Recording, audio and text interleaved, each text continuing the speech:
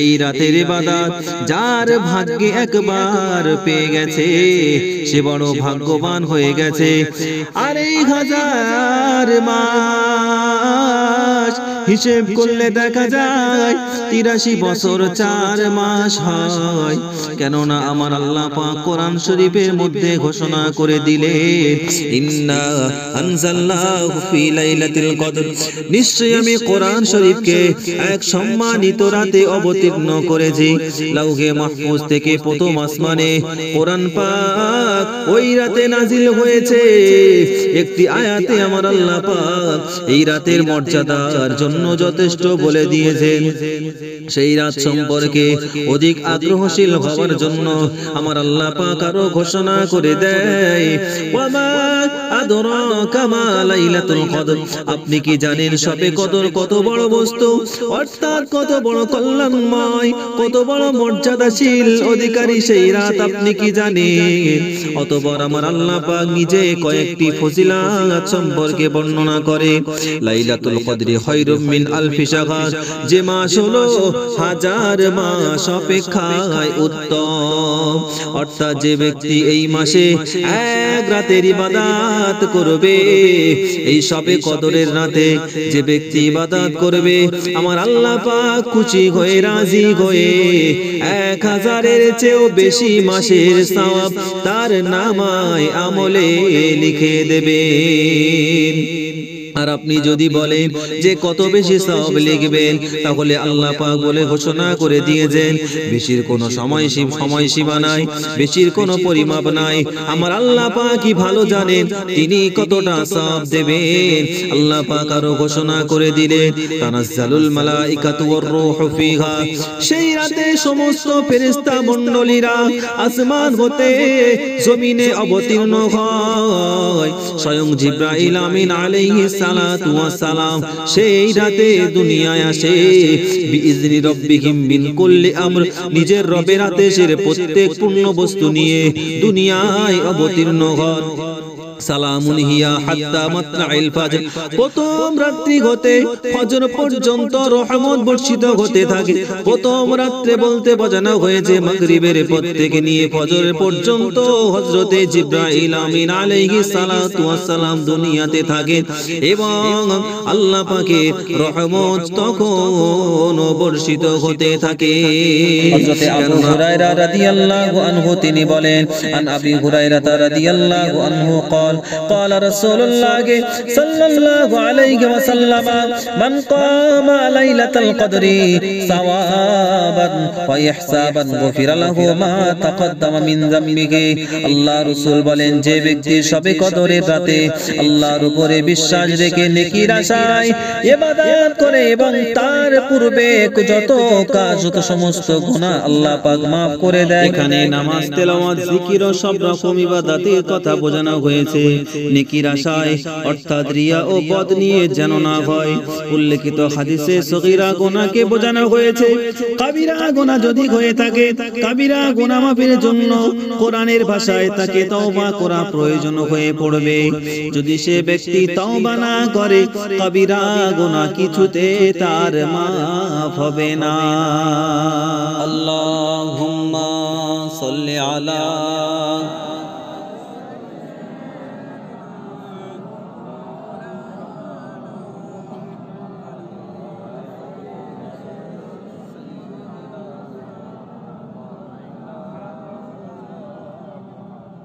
ওগো আল্লাহ আমার রব, ওই রবি আমার সব। ওগো আল্লাহ আমার রব, ওই রবি আমার সব। ওগো আল্লাহ আমার রব, ওই রবি আমার সব। দমে দমে তনু মনে তারি অনুভব, দমে দমে তনু মনে তারি অনুভব। ওগো আল্লাহ আমার রব, ওই রবি আমার সব। এই পৃথিবীর দিকে আমি যেদিকে তাকাই অথই নিয়ামতে ডুবে আছে সবাই। এই পৃথিবীর মাঝে আমি যেদিকে তাকাই অথই নিয়ামতে ডুবে আছে সবাই। গাছ গাছালি করে শুধু তসবিহ করো রব, তসবিহ করো রব। ওগো আল্লাহ আমার রব, ওই রবি আমার সব। আল্লাহুম্মা সাল্লি আলা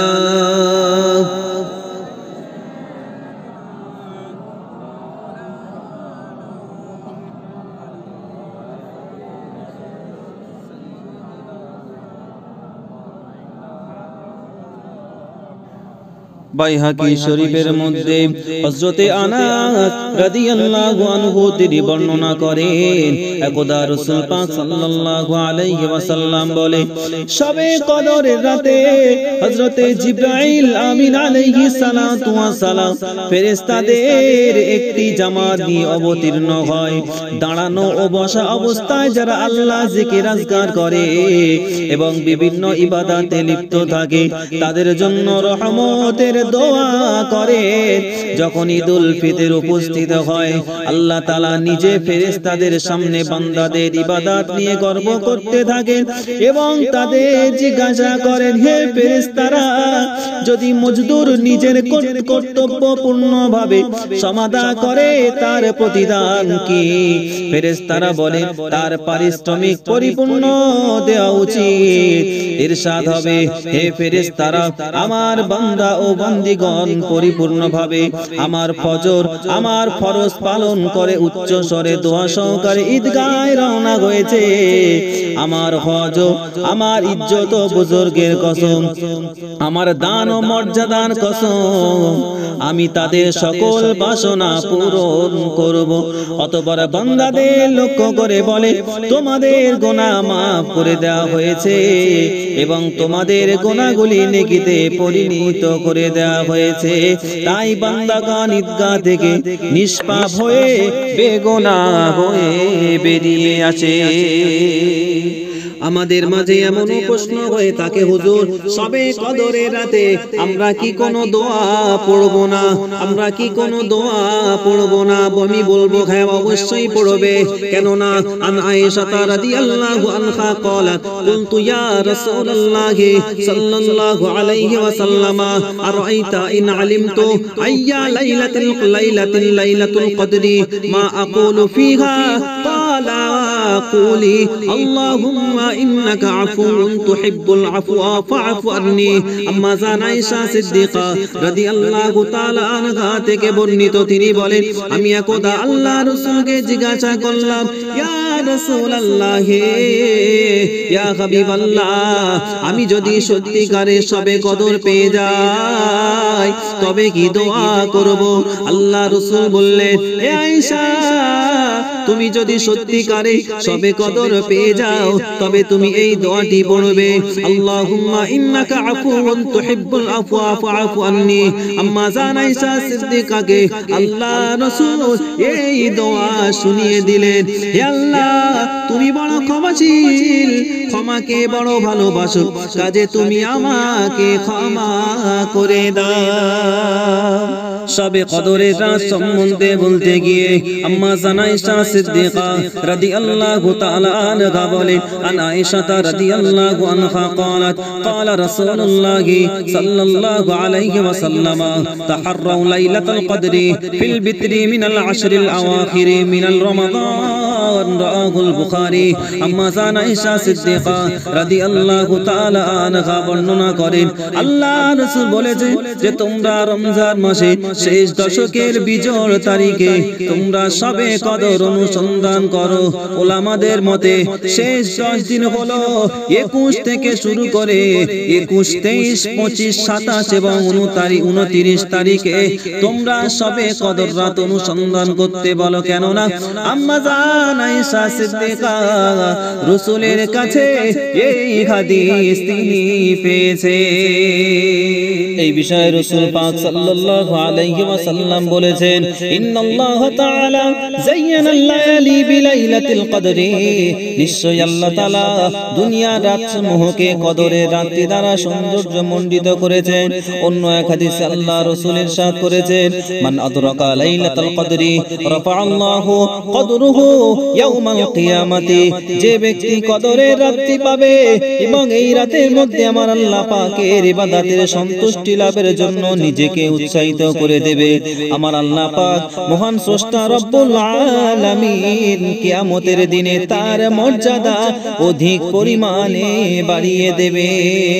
অন্য এক হাদিসে আল্লাহ রাসূল বলেন, আফজালুল লাইলি লাইলাতুল কদরি, সমস্ত রাতের ভিতরে কদরের রাত হলো সর্বোত্তম, যেহেতু এই রাতে ইবাদতে যে পরিমাণ সওয়াব পাওয়া যায় অন্য রাতে এই পরিমাণ সওয়াব পাওয়া যায় না। তাই আল্লাহ রাসূল এই রাতটিকে সর্বশ্রেষ্ঠ বলে ঘোষণা করে দিয়েছে। কোন মুমিন ব্যক্তি যদি এই সবে কদরের রাতটা জাগে এবং রাত জাগার পরে নফল ইবাদত বান্দিগিতে রাতটাকে কাটিয়ে দেওয়া হয়, যদি কোনো মুমিন ব্যক্তি নফল ইবাদতের মাধ্যমে রাতটা অতিবাহিত করে তবে সে 1000 মাস নফল ইবাদতের সওয়াব হতে বেশি সওয়াব লাভ করবে। আর আল্লাহ তাআলার নির্দেশে ফেরেশতা মণ্ডলীরা তার অশেষ রহমত নিয়ে দুনিয়ায় অবতীর্ণ হয়ে ইবাদতকারীকে নেক বান্দাদের মাঝে ওই সমস্ত আল্লাহ পাকের দেওয়া নিয়ামত বিতরণ করে থাকে এবং ওই রাতের প্রভাব পর্যন্ত, ওই রাতের ফজর পর্যন্ত আমার আল্লাহ পাকের রহমত শান্তি দুনিয়ার বুকে